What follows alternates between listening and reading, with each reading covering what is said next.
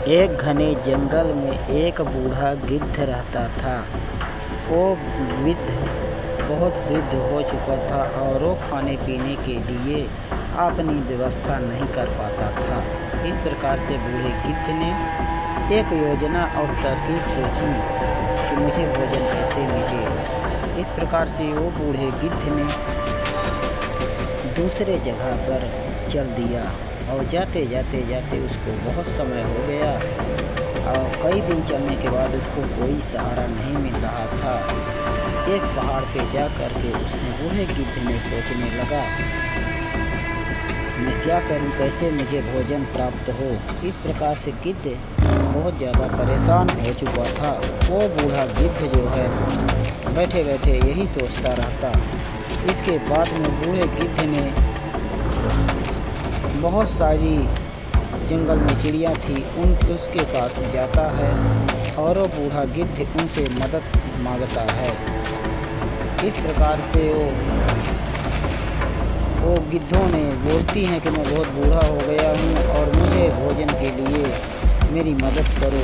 वो चिड़िया बेचारी सभी मदद के लिए तैयार हो जाती हैं और बूढ़े गिद्ध की मदद करने लगती हैं। इस प्रकार से बूढ़ा गिद्ध का भोजन धीरे धीरे मिलने लगा। अब वो धीरे धीरे रहते रहते बूढ़ा गिद्ध जो है तो थोड़ा खा पी के तगड़ा हो गया। इस प्रकार से बूढ़ा गिद्ध ने उसके छल करने की तरकीब सोची। बूढ़ा गिद्ध ने क्या करता, जब सारी चिड़िया चलने चली जाती और रात जब हो जाती तो बूढ़ा गिद्ध चिड़ियों के अंडों को खा लेता, उनके बच्चों को खा लेता। इस प्रकार से गिद्ध जो है तो यही उसका आदत हो चुका था और करता गया। वो बेचारी चिड़िया परेशान थी, मेरे बच्चे कहाँ चले जाते हैं। अब वो गिद्ध उनके बच्चों को शिकार कर लेता। इस प्रकार से बीतता रहा। इसके बाद में गिद्ध को चिड़िया ने खेत दिया, वो उसे भगा दिया अपने झाड़ से।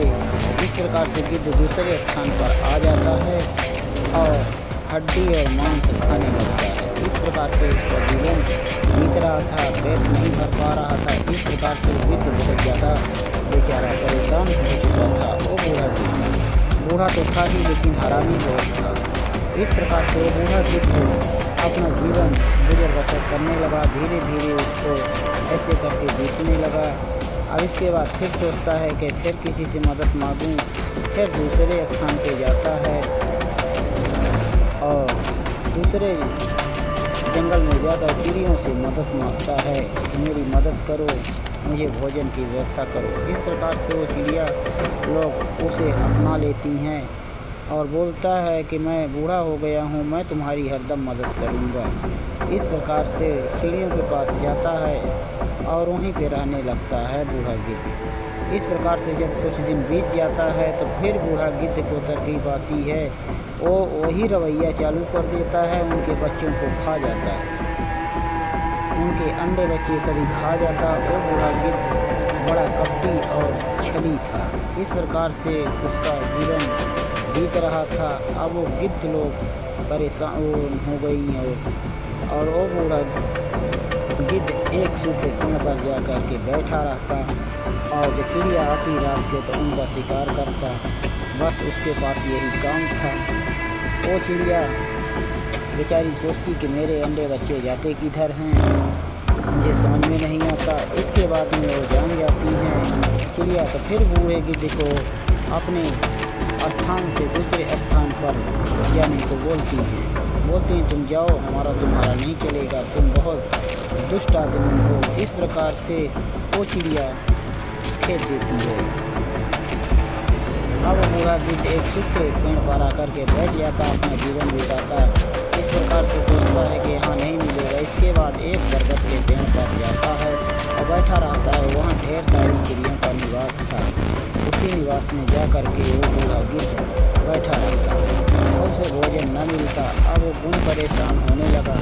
इस प्रकार से उसका कई स्थानों से खेदा गया और बूढ़ा तो था ही और शिकार भी नहीं कर पाता था, इसलिए बूढ़ा गिद्ध बहुत ज़्यादा परेशान था। इस प्रकार से एक जंगल में जाता है और वहाँ बैठा रहता है। इस प्रकार से गिद्ध की समझदारी आ गई कि मुझे किसी का शिकार नहीं करना चाहिए, नहीं तो मुझे भोजन कोई नहीं देगा। और गिद्ध जो है तो अपने सही मार्ग पे लटक आता है और किसी का शिकार नहीं करता है और अपना जीवन सही ढंग से जीने लगता है। सभी चिड़िया लोग अपना लेती हैं और चिड़ियों के साथ में रह करके अपना जीवन करता। चिड़िया लोग जो है तो अपना भोजन ला करके गिद्ध को भी खिलाती और खुद खाती और मेरे बच्चों को भी खाती और उनके बच्चों की रखवाली करता गिद्ध और बड़े आराम से सुख जीवन बीतने लगा। गाइस, इस कहानी में यही शिक्षा मिलती है कि लालच इंसान को नहीं करना चाहिए, सही मार्ग पे चलना चाहिए। अगर सही मार्ग पे कोई भी चीज़ नहीं चलेगा तो उसका गुजर बसर नहीं होने वाला है। इसलिए कहानी से यही मिलता है कि जहाँ भी रहें ईमानदारी से रहें, तभी हर इंसान अपनाएगा, अन्यथा कोई नहीं अपनाएगा। तो इस कहानी के लिए कैसी लगी आप कमेंट में बताएं। जय हिंद, जय भारत, वंदे मातरम।